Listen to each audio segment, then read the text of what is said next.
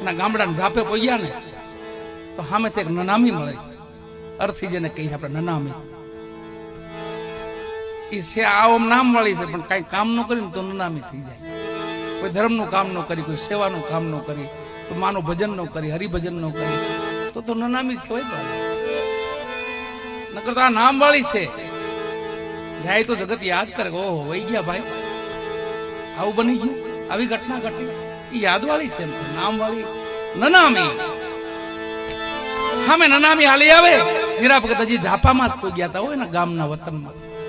દીકરાનો મોહ જોવા જતા હતા, માનો મોહ જોવા જતા હતા, બધાના દર્શન કરવા જતા હતા પોતે. અને ઝાપામાં નનામી મળી તો વિચાર કર્યો, મારા ગામમાં કોઈ રામચરણ પામ્યું છે તો હું આ ગામનો છું, મારે શમશાને જવું જોઈએ. કોઈને કીધું નહીં. પાછળ ડાગુ હાલતા થઈ ગયા ધીમા ધીમા. શમશાને આવ્યા, ચિતા ખડકાણી, માથે સબને મૂક્યું, દા દેવાઈ ગયો, સબ હળગવા માંડ્યું. વાલા હળગીને લાખ થઈ ગયો. બધા દાગુ લોકો નાઈ ધોઈને ઘર બાજુ પાછા વળ્યા. અને ધીરા ભગતે એક દાગુને પૂછ્યું, ભાઈ ગામમાંથી કોણ રામચરણ પામ્યું?